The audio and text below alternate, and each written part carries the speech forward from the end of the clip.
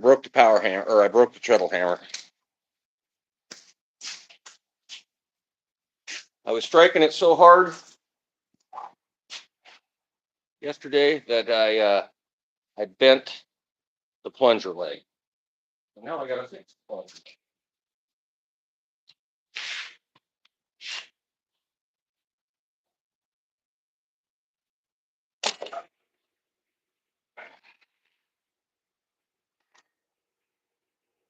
How am I gonna do that?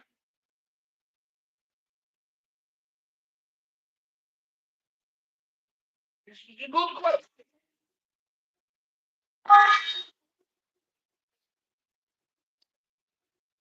I'm going to have to weld it, but because that's a piece of channel iron, it's going to be interesting.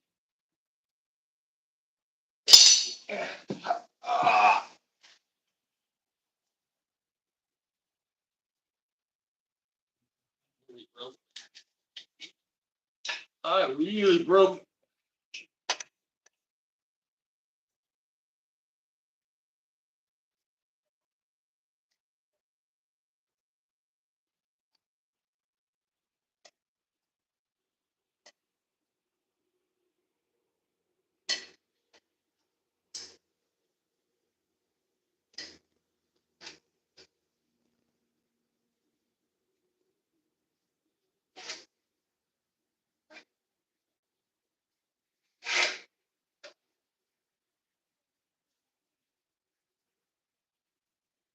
All right, this could be interesting.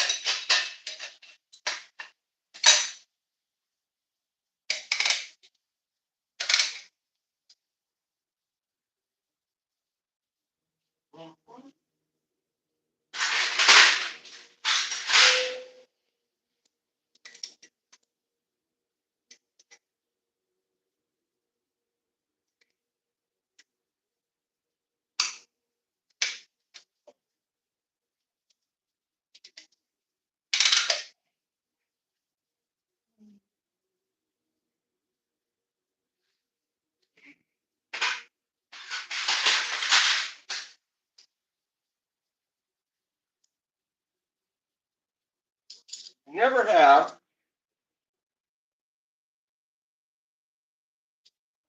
enough plant.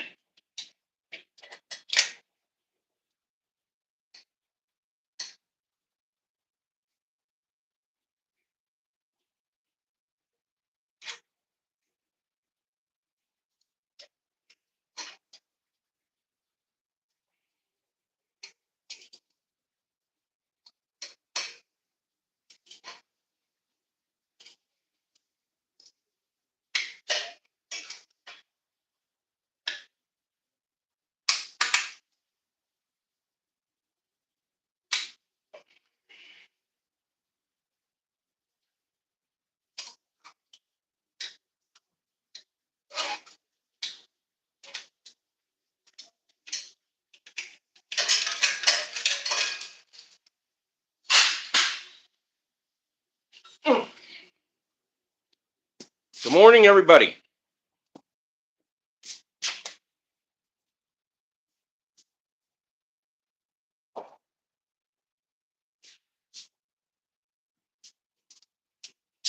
This is my treadle hammer. I use it every day. You guys have seen me use it 1,000 times. Yes, I needed a treadle hammer. I went to bed. I got up the next morning and I built the treadle hammer.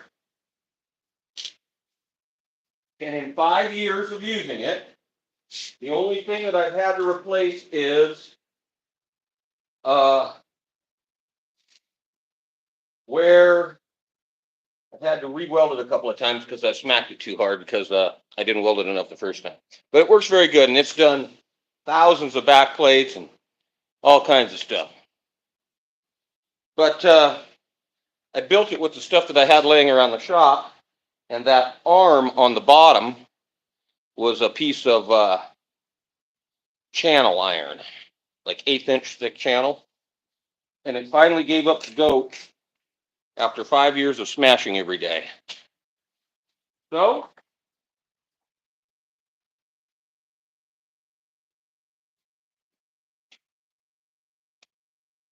time to do a few repairs. But the good thing about being a blacksmith is I kind of specialize in fixing stuff. So once we get this fixed, and it ain't going to take very long, because I already got it fixed, or I already got it put together and everything cut. I just got to weld it up. FYI, there's going to be some flashing. So if you are prone to whatever, seizures or whatever, don't look at this. The first thing I'm going to do is I'm going to tack it, and then I'll get everything out of the road.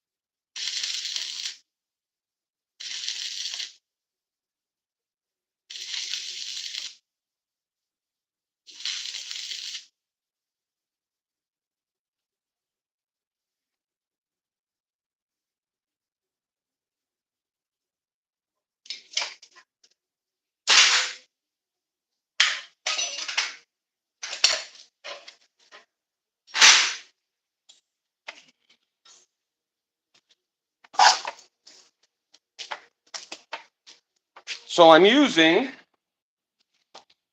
some little bitty, and I know this isn't going to mean a lot to all of you guys, but this is the technical part of this thing. This is the part of this blacksmithing thing that takes you years to learn, and that's the welding portion of it. So I'm using this kind of specialized rod. It's a 3/32 7014 rod, and I'm welding two dissimilarly thick materials. The bottom is about 3 times thicker than the tubing that I'm welding on there. And so when you weld that, it's tricky. And we're in a bad situation. We're in kind of a bad place. It's kind of weird. I'm laying on my belly. So with experience, you learn how to do this stuff. I've done a lot of repairs, laying on my back in a hole under a piece of equipment. It just goes with the job. Sometimes you're fixing your own stuff, and sometimes you get called to fix other people. It really helps having a good tool. I've got this little ESOB welder. This thing is the most handy little thing because you can plug it into a generator or a small generator or into a wall socket, a 20 amp wall socket, and man, does it work good. Well, it's genius when you see it running. Just a second and I'll show you. Let me get it all welded up.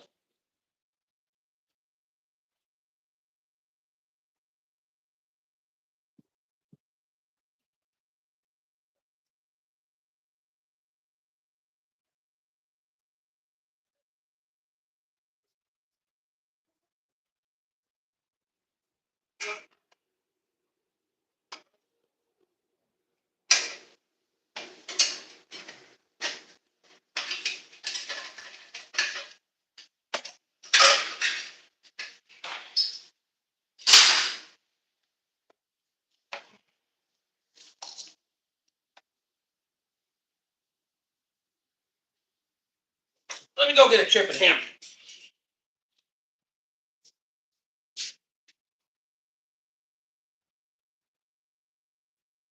So I have a welder, I have a little wire feed welder that works fairly good, but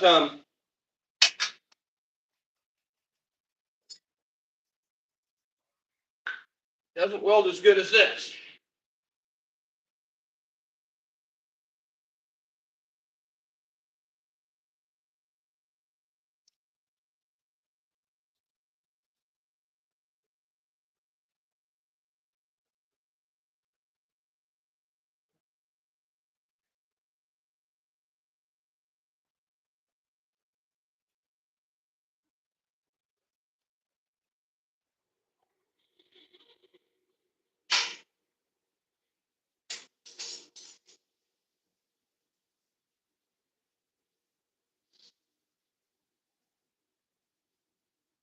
Because of that clamp, it's kind of in the road sometimes.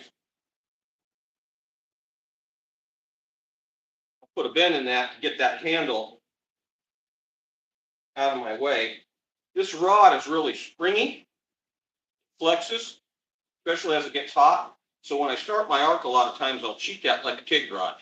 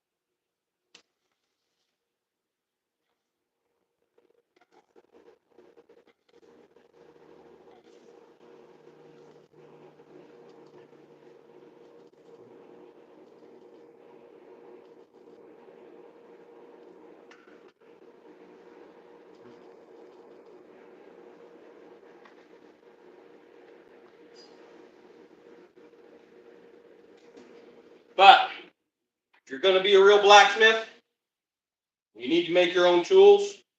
You got to learn how to weld. I was actually welding long before I was ever blacksmith.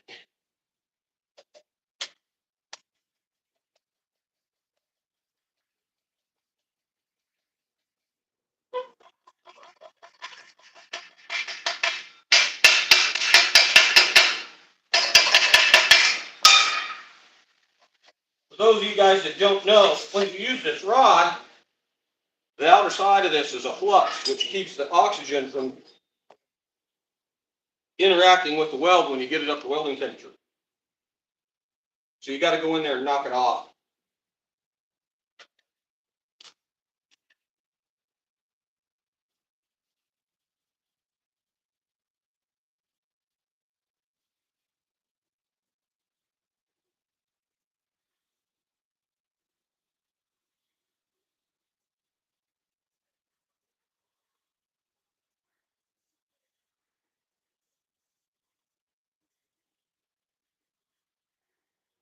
Okay, that side done.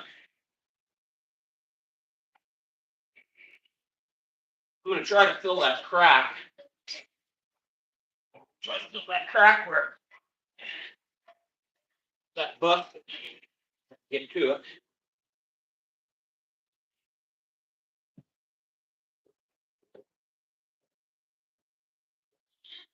And then I'll tell you what this is. I'll show it to you.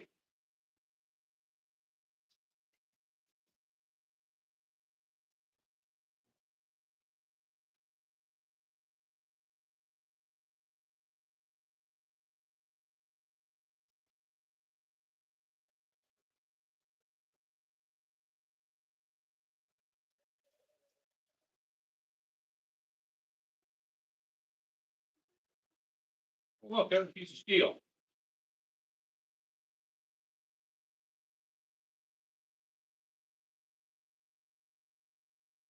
That might be a piece of structure. Let me see if I can find a little piece of steel to put in there.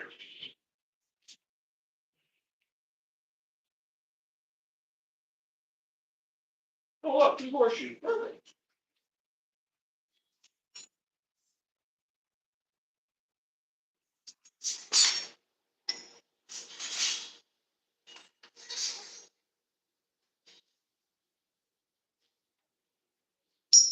Something a little shorter. Where that broke, I'm going to put a little gusset in there.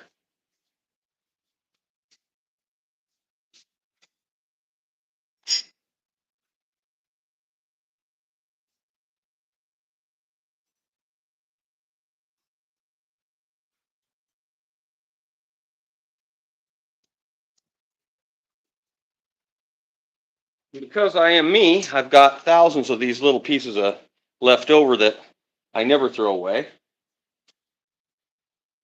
Just get this set in there without burning the hell out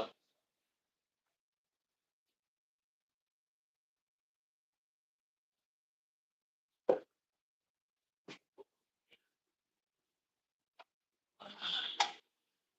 Thank God for auto darkening welding.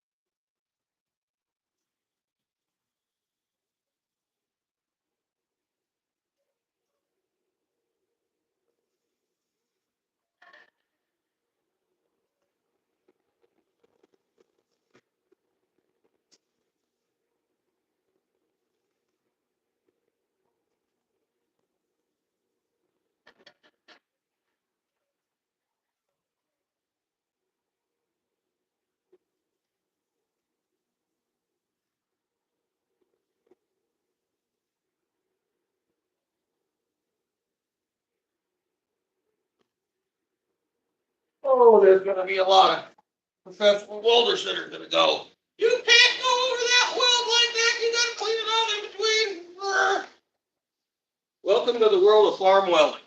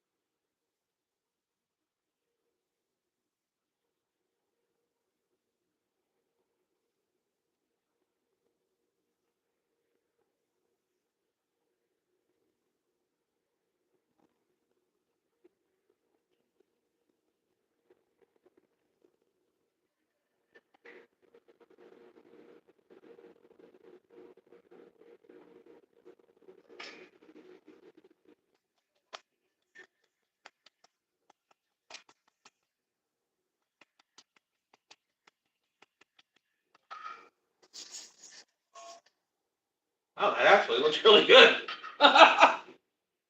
Sometimes I impress myself. Sometimes they turn out all right. Fixing the treadle hammer this morning.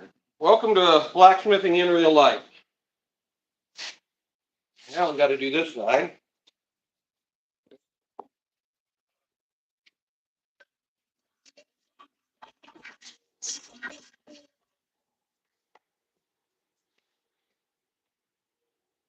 Can I get another 5 years out of this fix?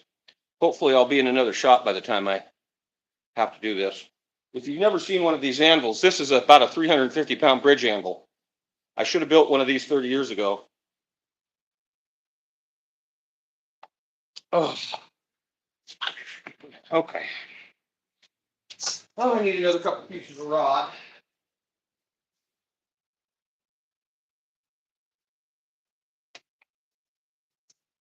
Okay. Well, now I'm going to be reaching in.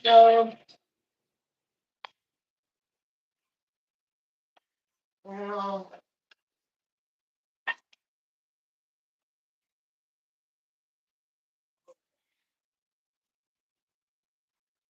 the thing about these stingers is you can adjust how you can hold them. They've got little grooves on the inside that are designed for holding the rod at different angles.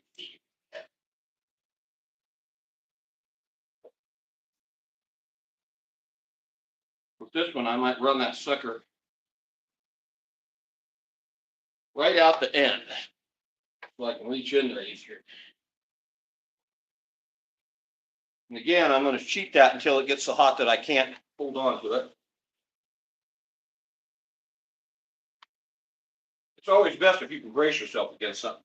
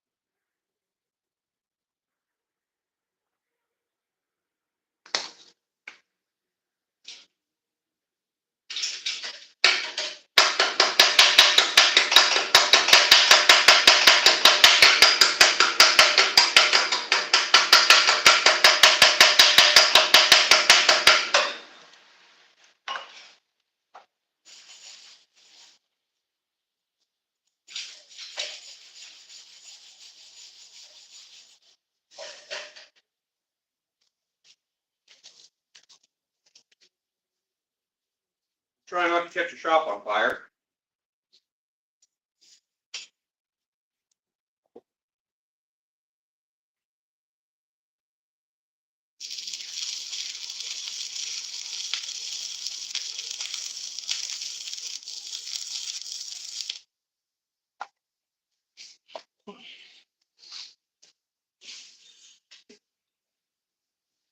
The only way that I can tell you how to learn how to do this is by experience, because everything you weld is going to be different. The materials are going to be different. You're welding thin stuff to thick stuff. You always want to run your welder as hot as you can without totally blowing through everything. You got to learn how to move fast. You alternate the pattern. You don't just go in there and run it. You have to, there's a little technique to it. Definitely would be good to get some lessons if you're going to do this.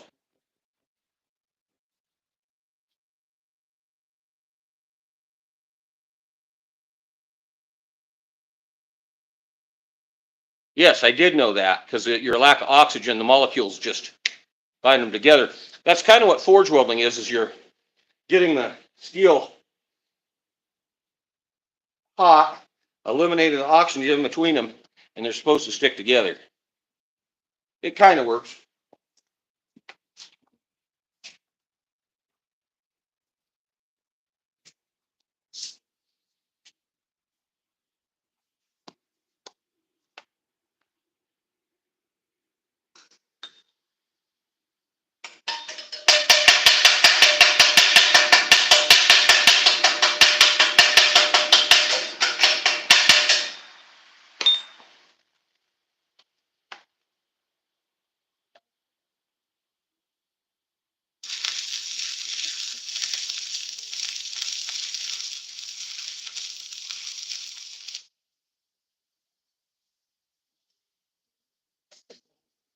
So I'm welding in a whole different bunch of positions here. Generally, there's a puddle. When you contact that with the steel, it liquefies all the material and makes a puddle. Sometimes you push the puddle, sometimes you pull the puddle. And something like this, I'm welding every position, so I'm kind of doing both things all at one time. Pulling the puddle, pushing the puddle. You're like right there, you're pulling the puddle.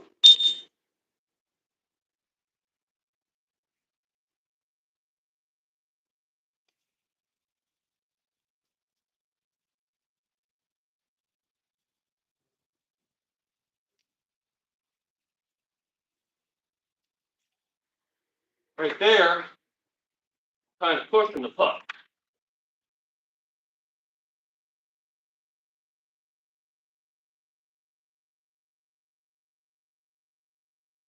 But I'm gaining enough experience as a blacksmith.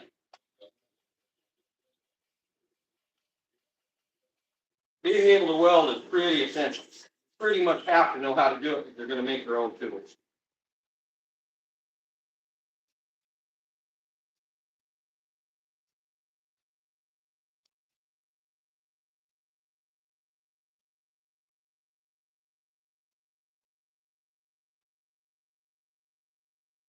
And you are going to get shocked. That's just part of the deal.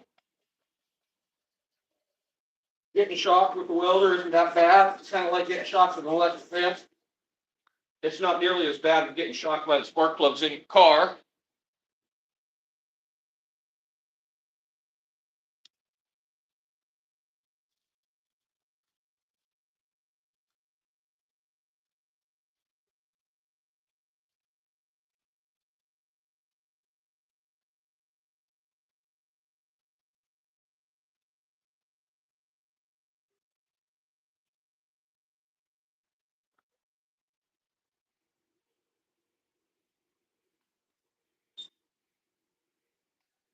You want to let that cool down a little bit before you go to hammering on it. Or else you'll put a bunch of ding marks in your weld, not that it matters here.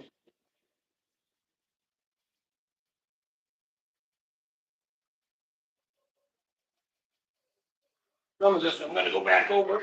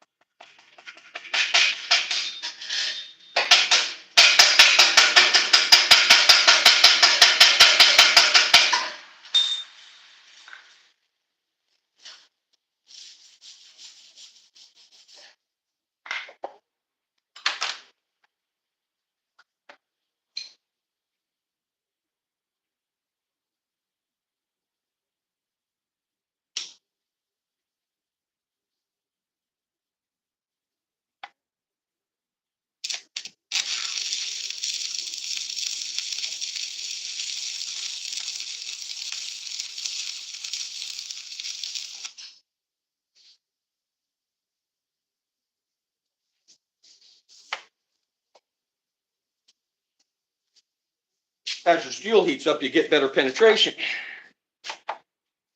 So a lot of times your second bead will be better because all the steel's hot. Like when they weld pipe, like for pipelines and stuff, where they're joining the two ends together, they'll preheat all of that and get everything up to temperature so the welding rod flows a lot better. I'm going to put a little gusset in here where that bent, where it failed. I'm going to attempt to anyway.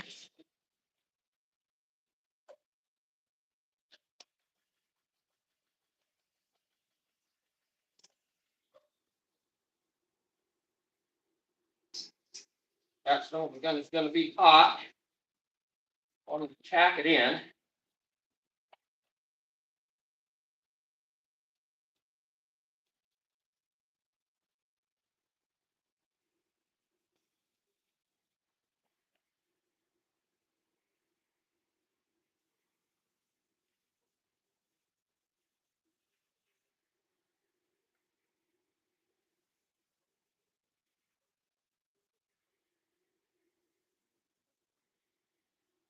And you are going to burn yourself. It's just part of the deal. And a real welder, no matter how big of a piece of slag rolls down his back of his hand or down his shirt, he will finish his weld. You learn how to be tough.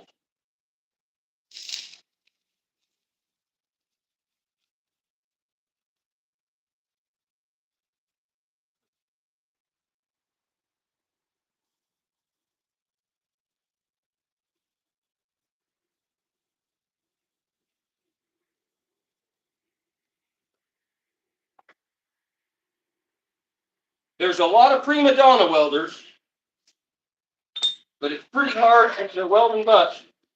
Pretty hard to call a welder a pussy, because I've never been around one where you didn't burn yourself 50,000 times a day. Thanks, I'm glad. All right, so now we don't want to start using it until it cools down, because all the steel is hot and it'll bend if you go to use it. You also don't want to shut your welder off because they get hot as you weld with them, and so you want to let the fan cool off the welder. So you want to let everything run to cool off.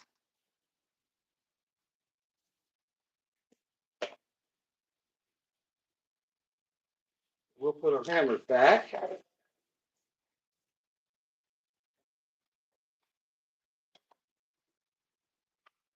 I'll knock this block out. Hey, look at that. Now, is there anything else on here while I got the welder out that needs to be welded?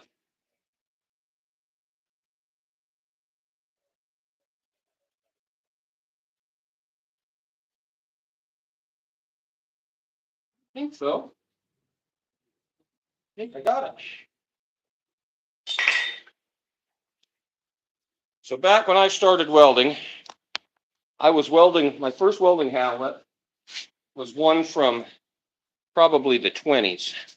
And these new helmets are electronic and they auto darken. They use polarization. But back in the old days, you'd get all set up, and you'd get just right, and you'd just get all set up, and you'd hold yourself still, and you'd go. And from the time you slid that down until the time you struck your arc, you were blind. And invariably, you'd screw it up. Especially like that, you're on your belly, you're upside down, you're trying to weld the exhaust pipe on a 1972 Chevy truck.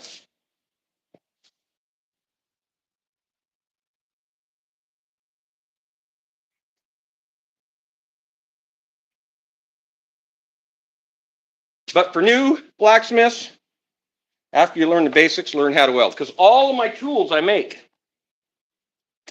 and some of them you can't rivet. Some of them you have to weld.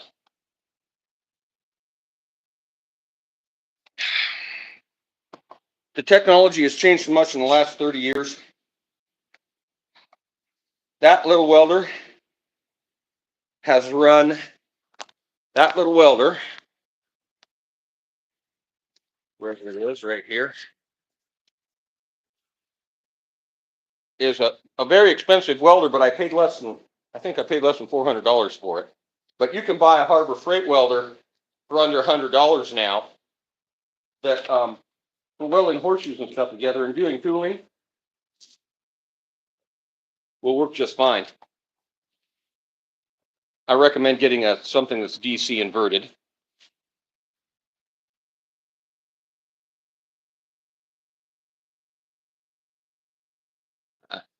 We're not going to go into that. It's way too early in the morning for that. So yeah. All right, so we're going to let that cool down. My welder's probably cooled off, so I can unplug it.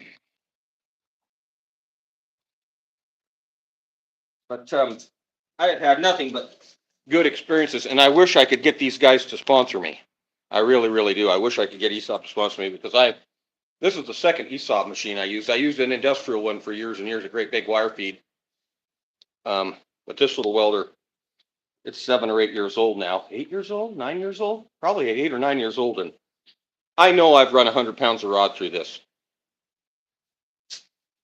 Well,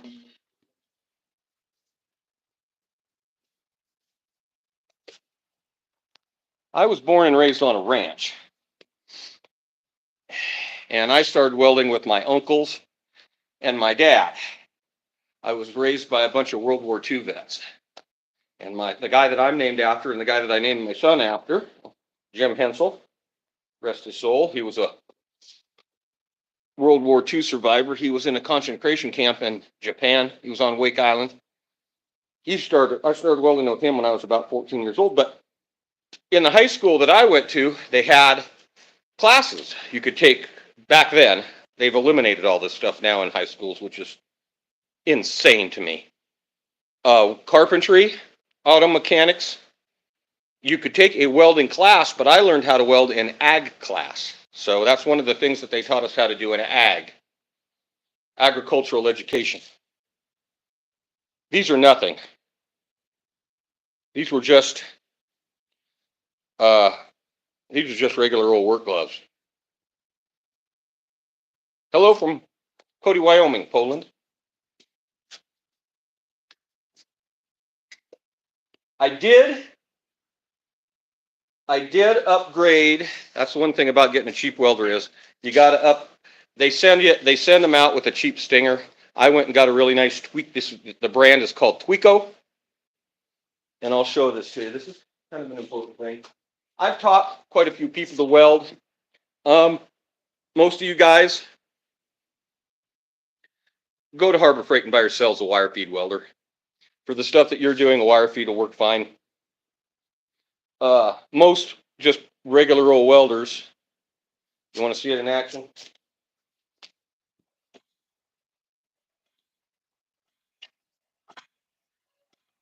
You can watch 1,000 of my videos. I've done a lot of videos on that.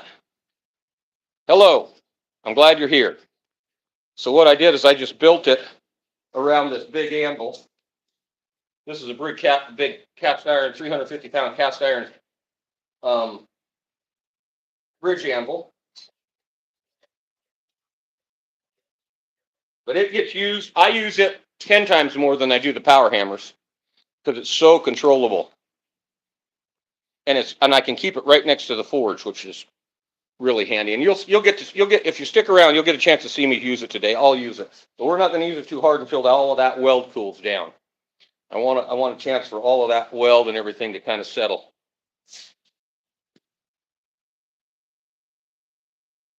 Well, everybody's a professional. You know, everybody thinks they know more than the guy that actually designed the tool and has been using it for 5 years. And it's not like I can't prove it because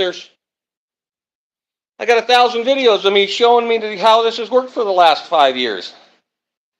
People, if you're going to troll me in some way that tell everybody my pecker's small or something that I can't prove. I can prove that this works. Dumbasses.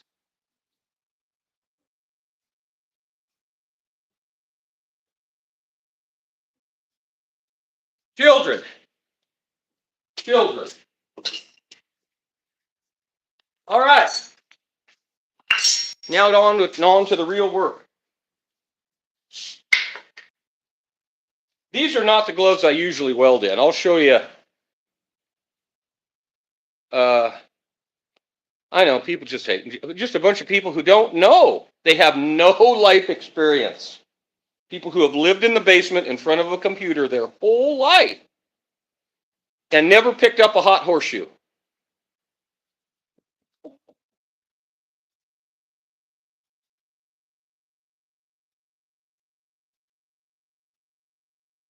So the gloves that I really weld in are these, and these are fantastic. These are made by a company in Washington State. Churchill Glove Company. Centralian, Washington. They're elk hide. I've been using these for about 4 years, and they get used every day. They are fantastic.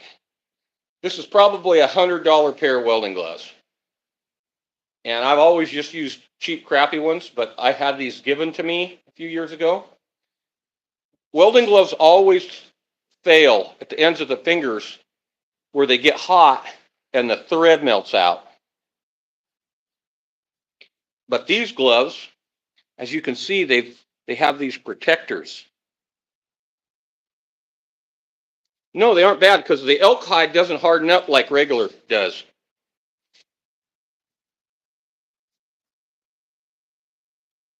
Yeah, these cheap ones that you get like from Harbor Freight, these are terrible gloves. I use them for doing my oiling work when I'm oiling the hot steel because I don't care if I get the linseed oil on them. These work, but I don't use them for welding because they're terrible. That's linseed oil. When I'm taking the hot material out and I'm oiling it, I use them for that because they do have a little insulation in them. But no, they're not hard. That's the whole thing about them. And these get used. These are probably this set of gloves is probably welded 50 pounds of welding rod, and 50 pounds is a lot of welding rod. It comes in 5-pound. I get it in 5-pound rolls or 10. Yeah. The trick to keep a cheap welding glove from hardening up is you spray them with WD-40 before you go to using them. I'm not going to do that on these because I like them too much. But a cheap pair of welding gloves, you just get the WD-40 out and you spray them. You spray the fingers and stuff with WD-40, and then they won't harden up. That's an old welder's trick.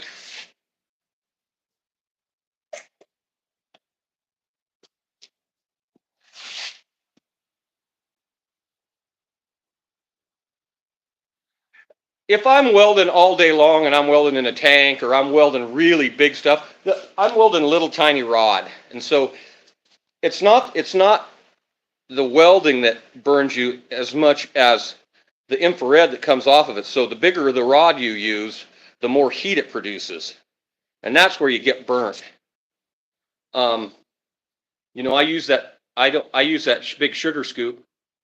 I guess they call that a sugar scoop. It's kind of a modified sugar scoop. That's the name of that welding helmet. Because it'll burn you. The welding itself will burn your eyes and you'll go welding blind. But if you have skin exposed, the welding will actually burn your skin like the sun. And that's why you've got to cover up. And of course, you never want to weld. I don't know if you've noticed, but I guarantee in every video of mine, you've never seen me wear a nylon anything. I own 0 nylon clothing. Everything I wear is leather and cotton.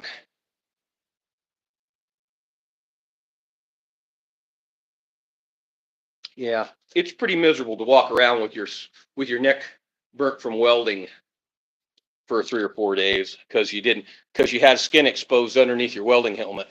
It's pretty bad.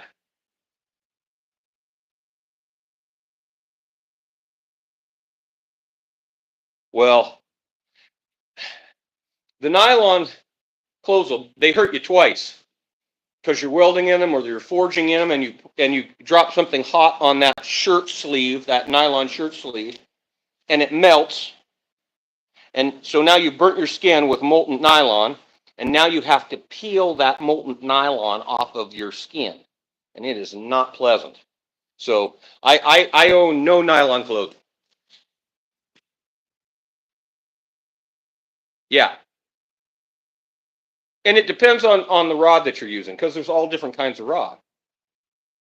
I'm using it's kind of a specialty rod, but it's not a specialty rod. It's a 70-14 rod, and every number in the rod denotes what it's used for.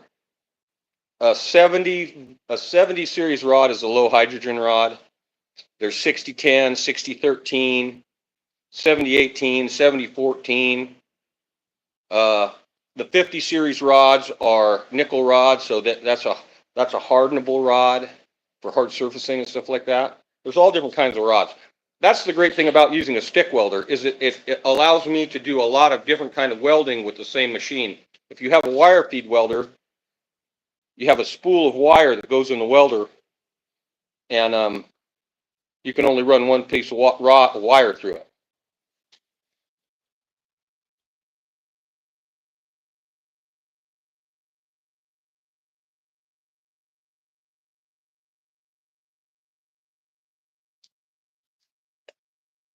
Yeah.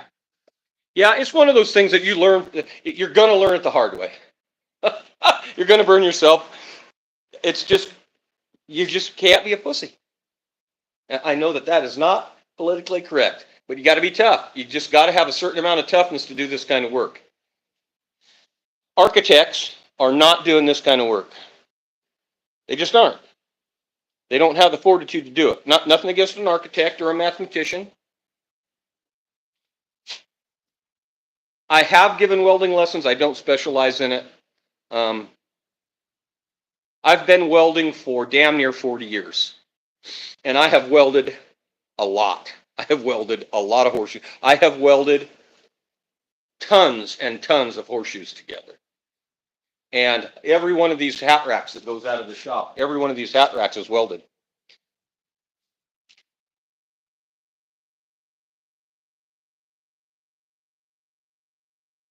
Yeah, see, 60-10, it just depends. I'll show you the main weld I do in the shop.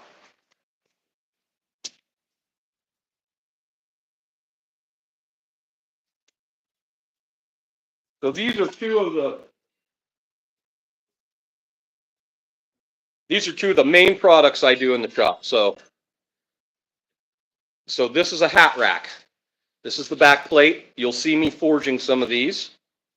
This goes against the wall, and then your hat hangs on here. Well, look at that weld. So that's a tiny little weld, and you got to do it all at one time. It takes a lot of practice to do that weld. That material is pretty well prepped. It's pretty clean, and so you can probably get away with using a 60 series rod on that. But these dirty old horseshoes, you got to have something that'll burn through the crud. No matter how hard I try, these horseshoes are going to be dirty. A lot of them are wet. In order to weld this, the 70 series rod works better. Like a 70-18 or I use a 70-14. Yep. I use a 70-14 rod. This little DC machine this inverted machine really seems to like it. Yeah, I do tons of these. I've probably done 500 of these. And I've done damn near 3,000 of these in the last 6 or 7 years. So I get a lot of welding in. I know that little welder has run 100 pounds of welding rod through it.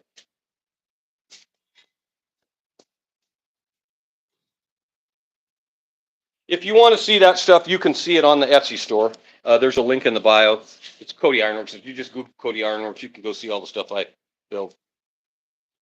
So, but what I use this treadle hammer for a lot is for doing all the little delicate stuff. And I'll start the forge up here, and I'll show you guys that here in a minute.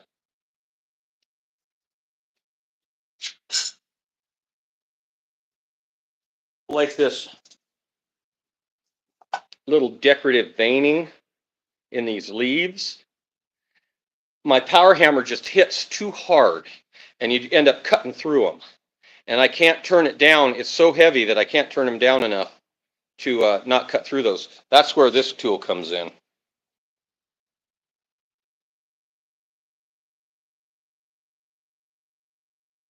So I run this little welder full out, 90 amps. I run it at 90 amps. Now, whether that's really 90 amps or not, I have no idea because every welder is different. But I run it all out. I run it at 100% all the time, and I adjust my weld by the length of arc. So you want a cooler arc, you bring your rod back away from your work a little more, or close it up a little more, depending on the material. You can adjust the heat in your arc by your arc length, and I also adjust it by how fast I move. I have a MIG welder. The gas is expensive. I'm welding a lot of different kinds of material, and the bad part about a MIG welder, for those of you that don't know,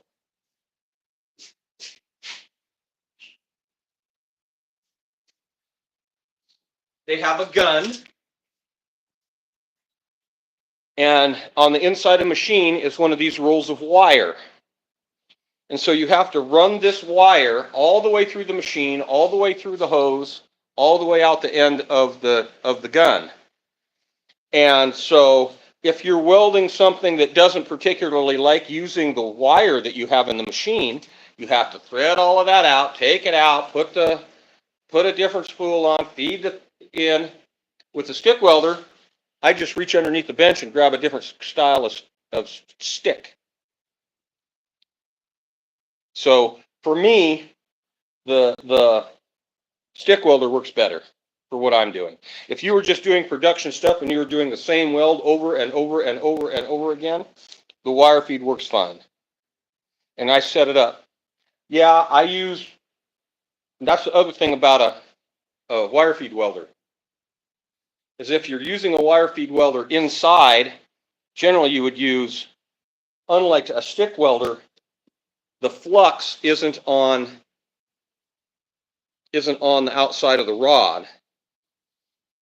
The flux is a gas that you turn on. And here in Wyoming, the wind blows 100 miles an hour every day. So if you're trying to weld something outside, invariably your weld will look like crap and not be structurally sound because the wind is blowing your shield gas off. And everybody goes, well, then you use a flux core rod or an inner shield rod, inner shield wire or a flux core wire. And it just doesn't work very well for me. Because even with the flux core outside, it doesn't work very good. Yeah, porosity is the devil. And I have a hell of a time keeping the porosity out of my MIG welder. I've got a very expensive Hobart wire feed welder over here, and it's covered with dust and tools because I never use it. They work good if you're doing really thin stuff, like if you're welding fenders on tractors or really thin material. They work really good for that because they'll weld at a lot lower amperage than a stick welder will. But so if you're doing real thin stuff, like I've patched the fenders on old International tractors and used the wire. My big anvil, if you go back and watch some of my videos, you'll see I did that great big anvil. I welded up a great big giant anvil out of sheet metal. And I primarily used the wire feed welder for doing that.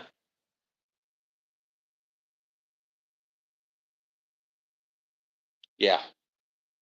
But if you're not serious about the welding, get a wire feed. And I don't recommend buying one online. Spend the extra money. Go to a welding supply store. Because the welding supply store, the guys that work at the welding supply store, most of them are welders, and most of them know what's the best wire, what speed you need to run it at. They can tell you what kind of wire you need for what kind of application and what kind of gas you want to run, because there's several different kinds. If you're going to run gas, if you're going to run an inner shield or a flux core,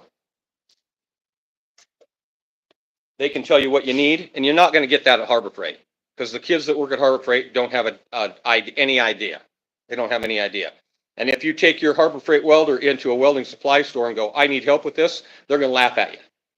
So, but maybe you can get away with it, because there is tons of YouTube videos. That's the great thing about nowadays, is you could learn how to weld on YouTube, from YouTube, if you wanted to, because there's tons and tons of information on there.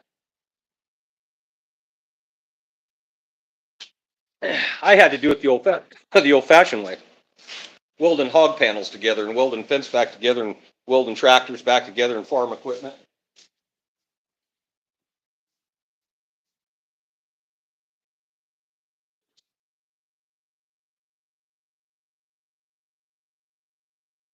The world has changed.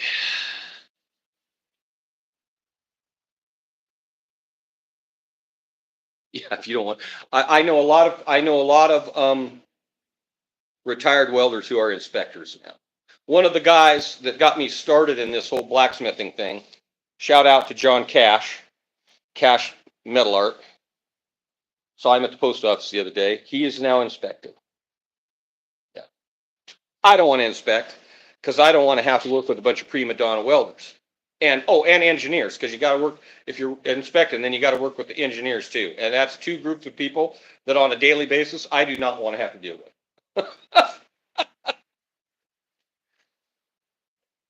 I don't want to have to deal with those guys. I'm going to start this forge up. We'll let this stuff start getting hot.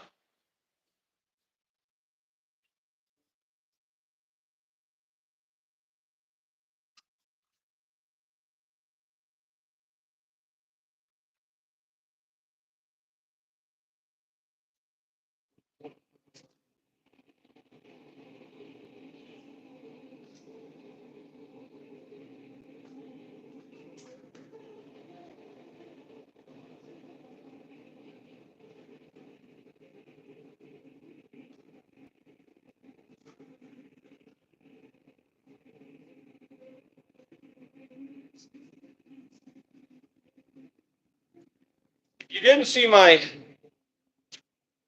live streams from the last couple of days. We were building tongs. I was teaching people how to build tongs without having tongs.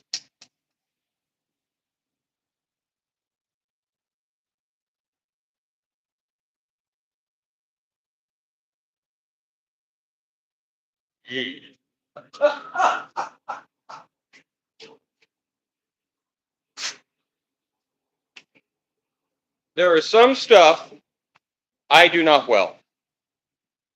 I don't weld trailer hitches. I don't weld bumpers. Number one, you really should have special insurance to do that kind of work, because invariably, if the trailer hitch fails going down the freeway, the insurance company is going to go back and sue everybody. They're going to sue the guy that sold the hitch, the guy that welded the hitch, the guy that they're going to sue everybody. And so there's certain things that I will not weld. Hello, Guam. Hello from Cody, Wyoming. Okay.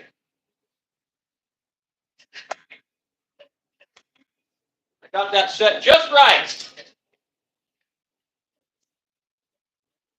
A whacker. I'm going to go throw my gloves over here.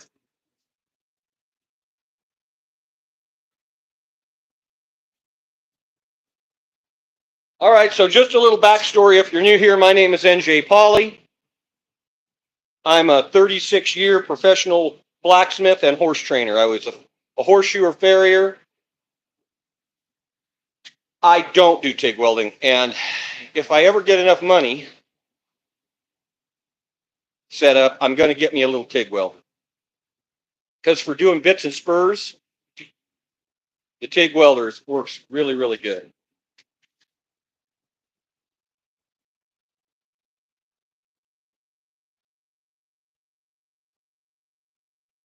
Yeah, you know, the bad part is I worked a lot of different seasonal jobs, and I would show up and I would be the guy who had the most experience. So they would force me into welding stuff. And I always was very uncomfortable with that. Like years ago, I worked for an irrigation company, and I just got on as springtime helping burn the ditches out and prepping all of the head gates and stuff in the canal.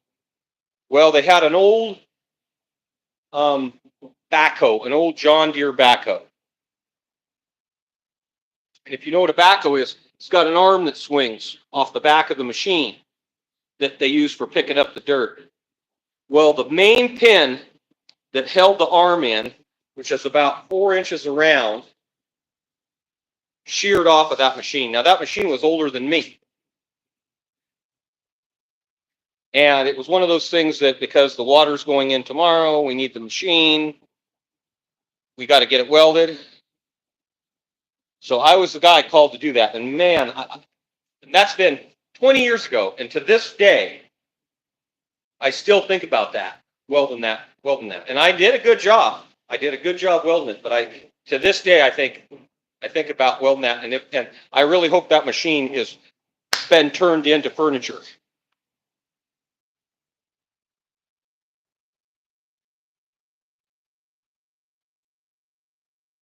Yeah. TIG welding is kind of, I don't know. TIG welding, you're using both hands. So you got your stinger in one hand that produces the heat, and then you've got a TIG rod, and you're feeding that material in. It's a lot like old school gas brazing, gas welding. And so I have very little experience doing it, so I don't know.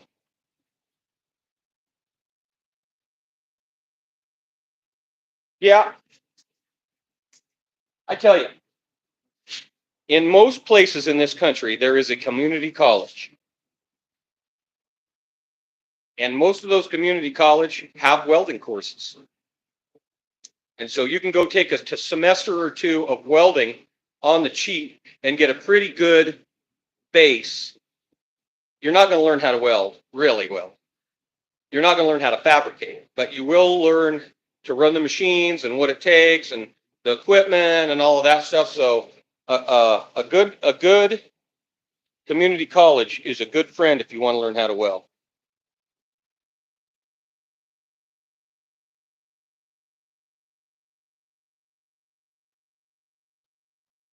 Buddy, I can weld anything from the crack of dawn to a diamond in a goat's ass. I can mend anything. I can mend your pants. I can mend a broken heart with a welder. Don't be messing with an old welder. We know how to fix stuff.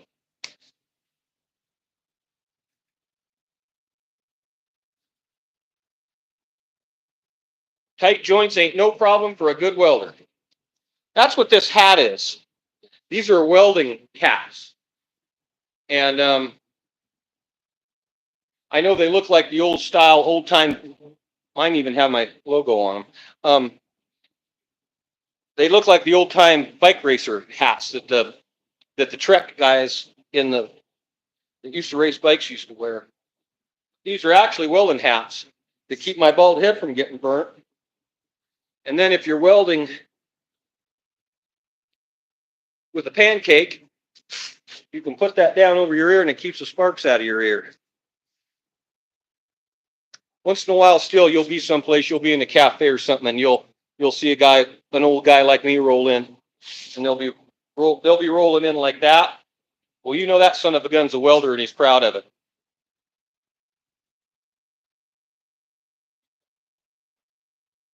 If you'd like one of these hats, I have some.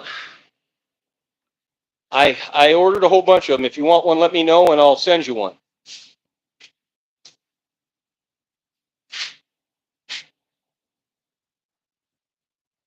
They're kind of one size fit most, and they work pretty good. Greetings, everybody. we're going to start forging here in a minute. Got the forge going.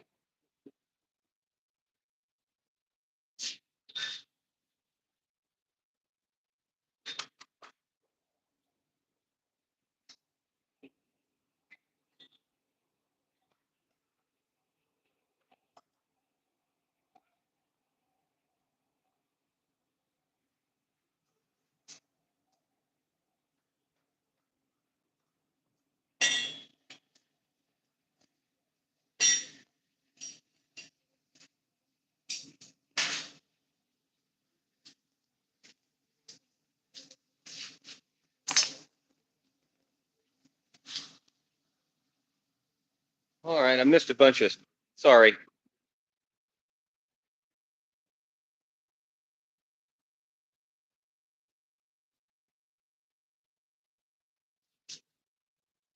Yeah, trade school is the way to go, I think, at 2025.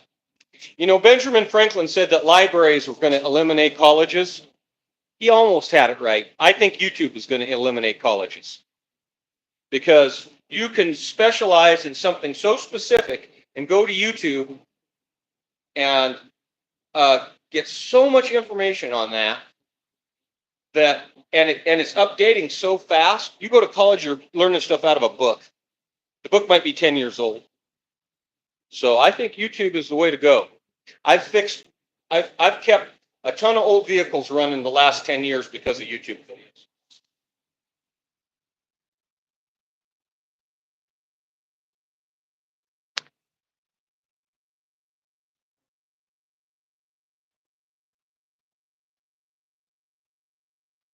Yeah. I hate wearing a ball cap to weld.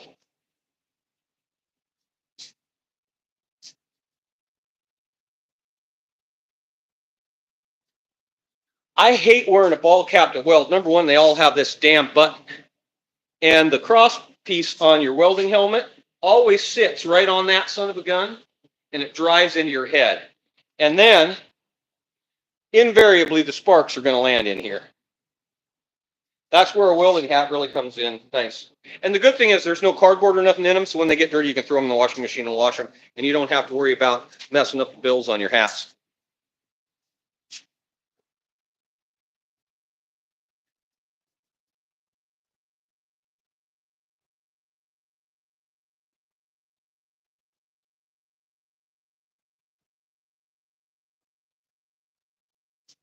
Here's the thing, and there's something to be said for this. Those who can't do, teach. Those that can't do, teach. And for whatever reason they can't do, be it physical or whatever, yeah, those that can't do, teach. Do I give lessons and stuff? Yeah. And I've got 1,100 videos on here. I've had almost 100 million views on my videos on YouTube. I think I'm 990,000 views on my videos on YouTube. I'm almost 100 million views.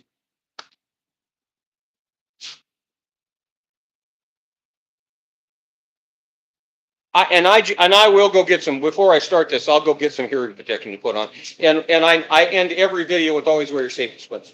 Because you only have two eyes, and trying to weld or forge with one eye is really hard.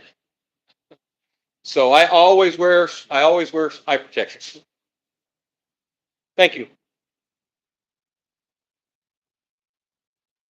Yeah, it's a weird thing for a piece of that slag to get in your ear, because for you folks that don't know, so you're like when I was welding on that, my ear was down there. Invariably, a piece of that slag will get in your ear, and it comes in contact with the wax on the inside of your ear, and it pops and crackles, and it sounds like bacon inside your head, and that's kind of why I'm crazy. Ah.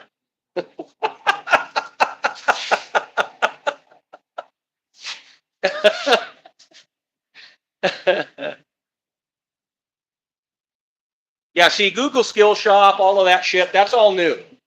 See, that's back when YouTube was it for years and years.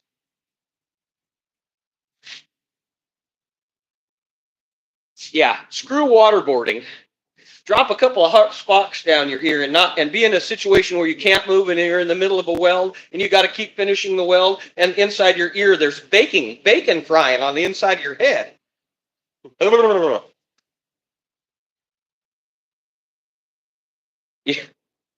The smell, right? The burning flesh smell.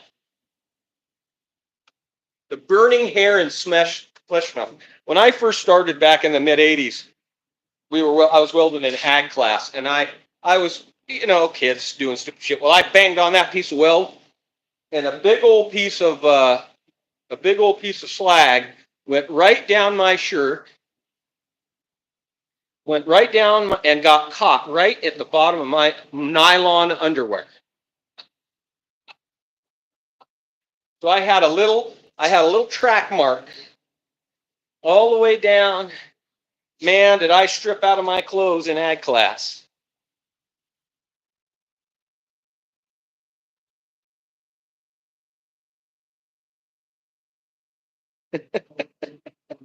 I still have some pretty good scars. You guys probably won't be able to see it. But here, I might have a black light here.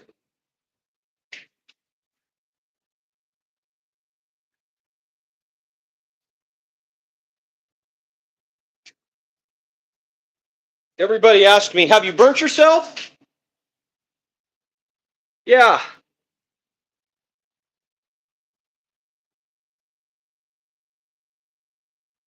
Yeah, I've burnt myself.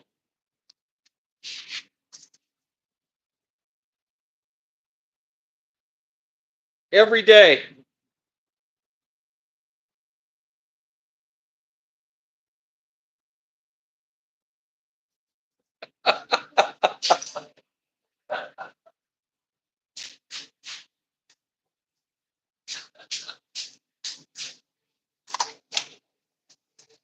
That's a hell of a scar right there.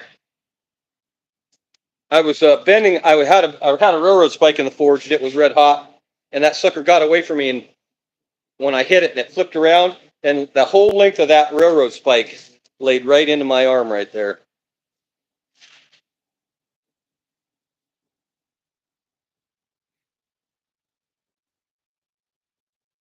Yeah.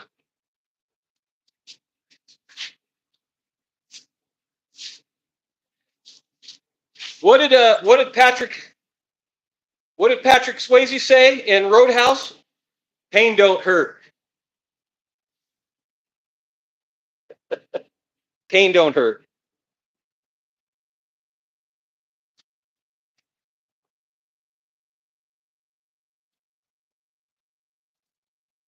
The guy that I admire most in my whole life was working for Morrison Knudsen Construction Company in 1941.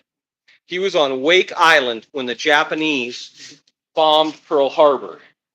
Now, if you don't know about Wake Island, Google it.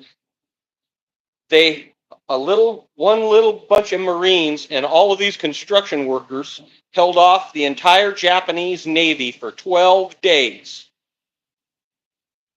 And when it finally came to an end, they took all 1,000 of the men that were on Wake Island and they took them to Japan. And my uncle spent the entire war, 42 months, in a concentration camp in Japan. And he was a man my size when he went in. And when he came out, he weighed 90 pounds. They don't make men tough like that anymore. That is a different kind of tough. He lived to be 82 years old. And I am named after him, and my son is named after him, and I miss him every day. He was a different kind of a cat.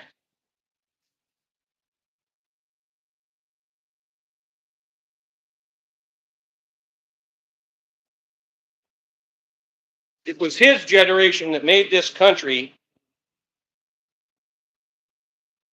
so we can screw it up like we are now. His generation made it possible for us to live the cushy ass lives that we live today.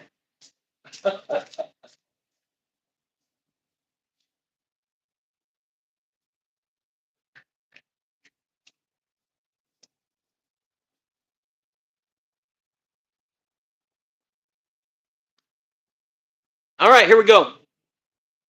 I'm going to show you how to do this now.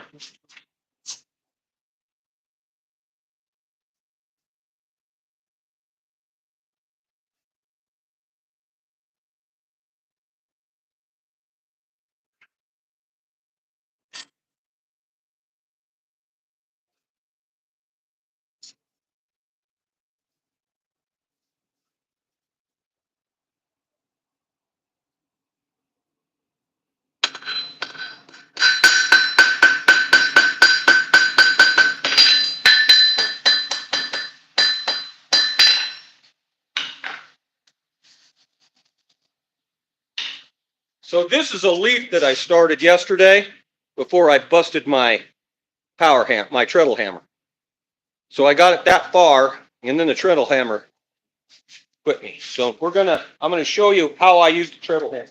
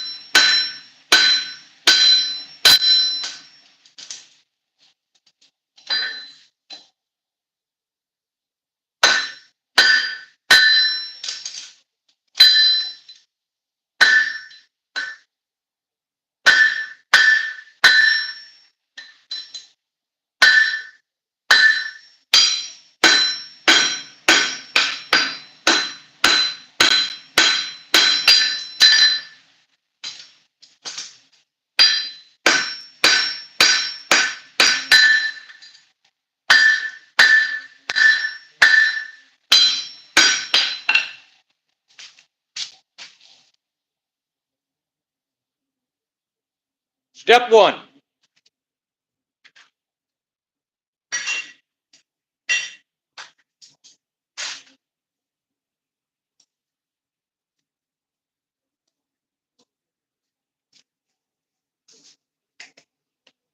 Okay, so we're going to turn this around so you can actually see this treadle hammer that I was welding on.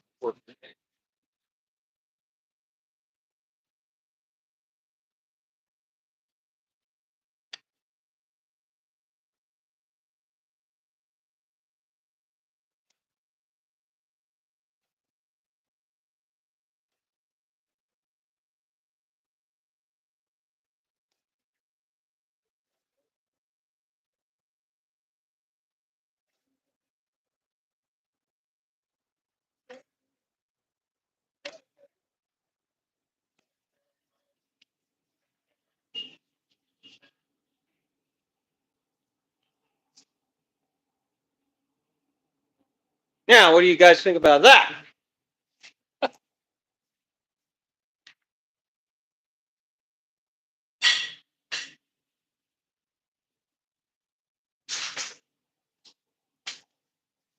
That saves a lot of time. And when you have to do 80 of something or 100 of something,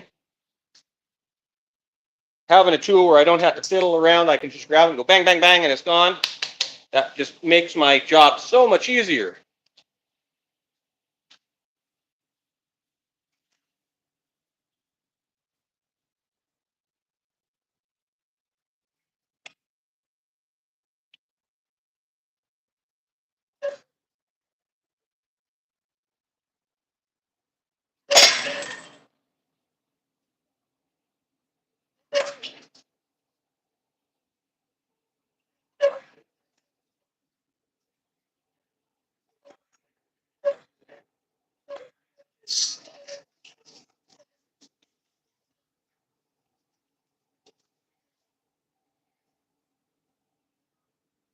Step two.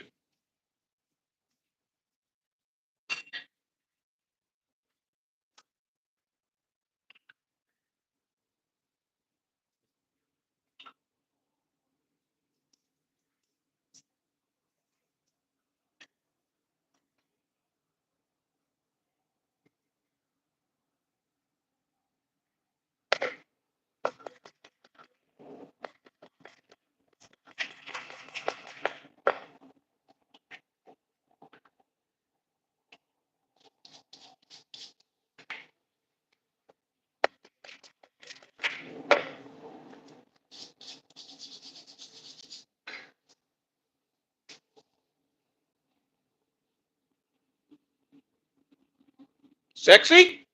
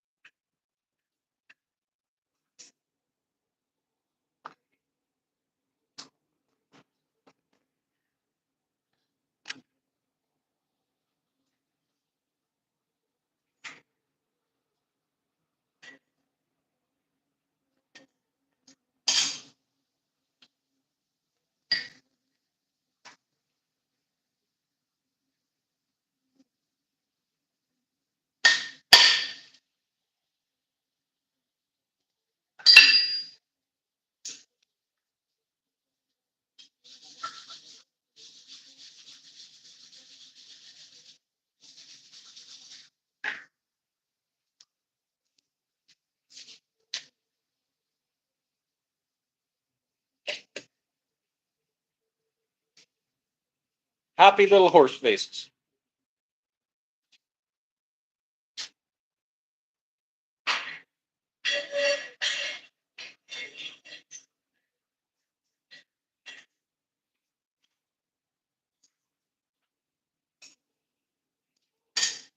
Not back scratcher. Wall hook. I'm going to show you here. Stand by.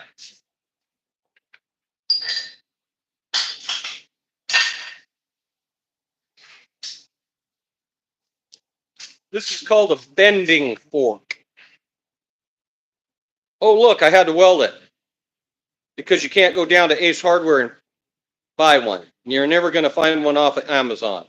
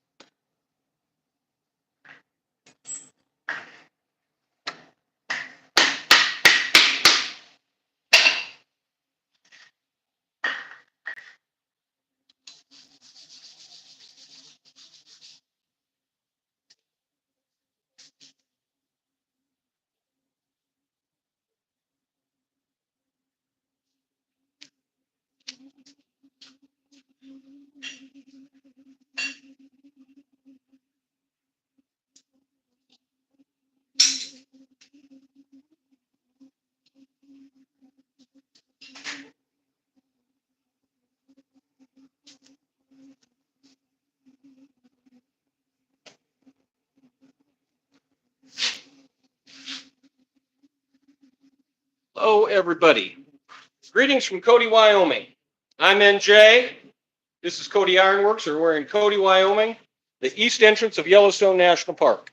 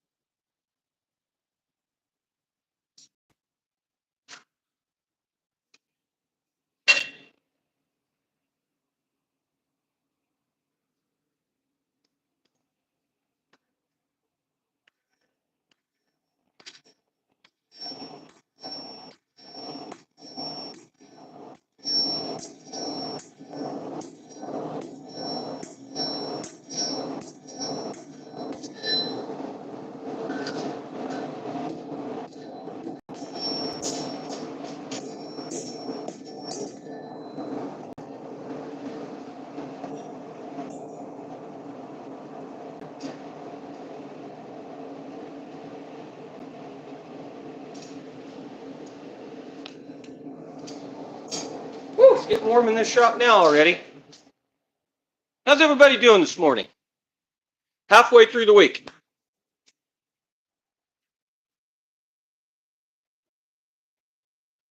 You're headed off to work. I hope you have a great day.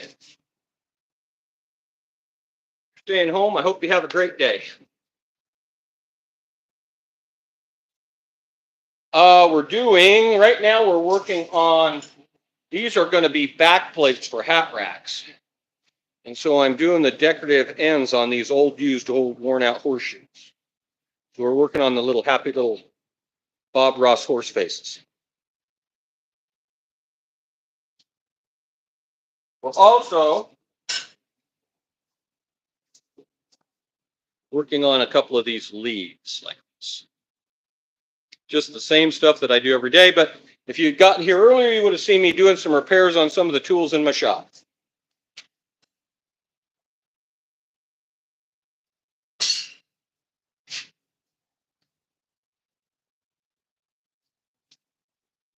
Look over here, see what I'm doing.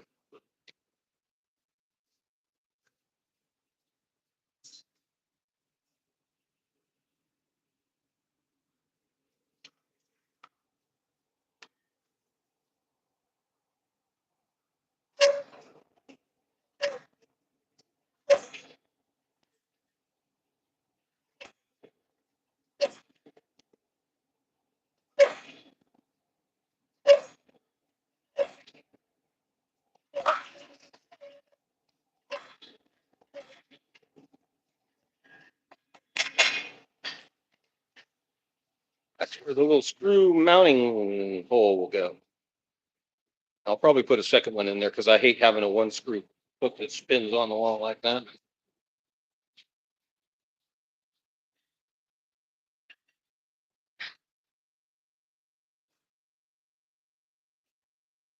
Over the main anvil here.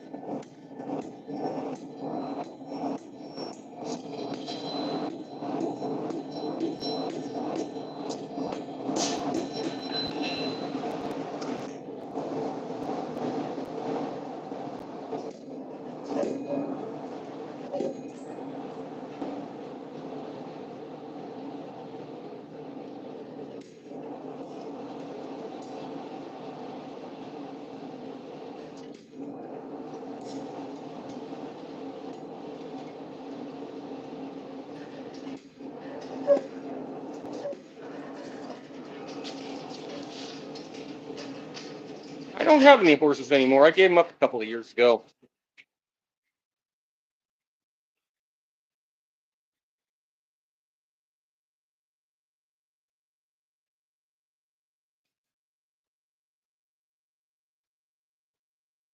When my old mare died that I had I had to put her down after 15 years. Kind of broke my heart. And I just had to leave it alone for a while. But my folks still has 15 or 16 head of horses. So if I ever need a horse fix, I just go out to the family ranch.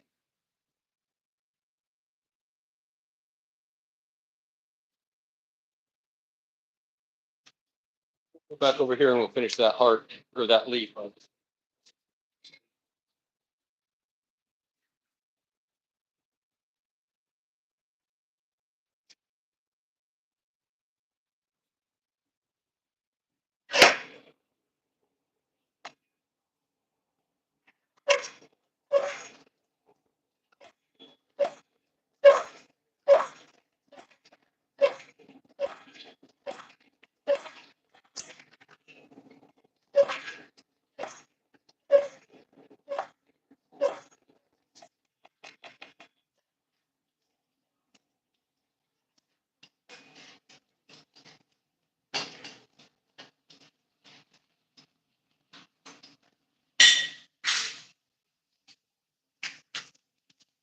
All we got to do with the old horse face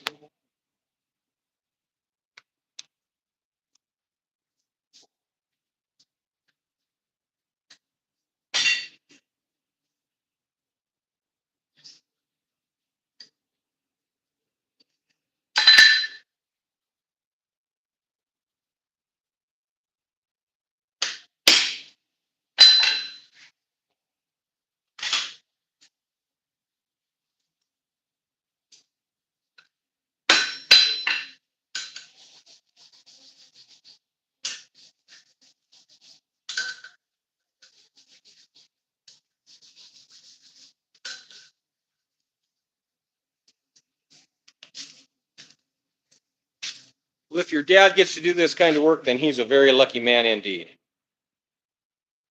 I feel pretty blessed that I've got to do this for the last 36 years.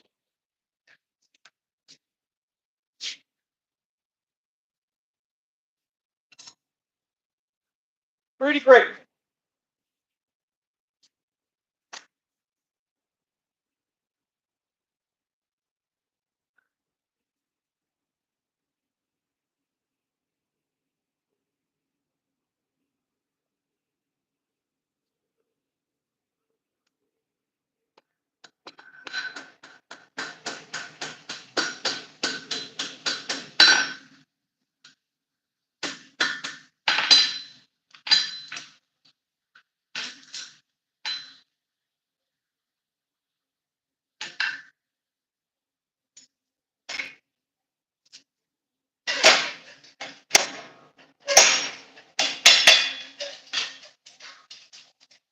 There's our happy little wall hook.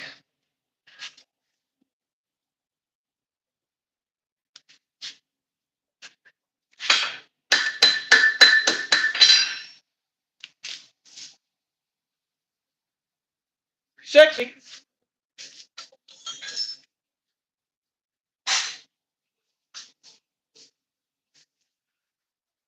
Hot in here. Turn that down a little bit. I can tell it isn't going to be a much warmer day today.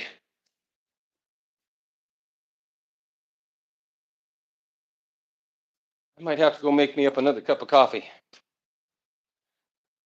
Well, I got to finish up a couple of knives. I'll show them to you before we.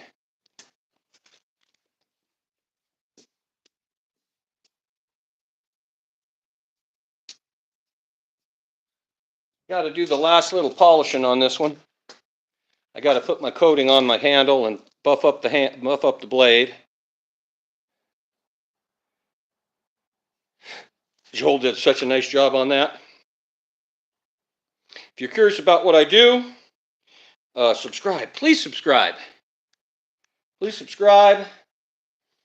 I'm beginning to call this blacksmithing in real life or forged IRL or something, because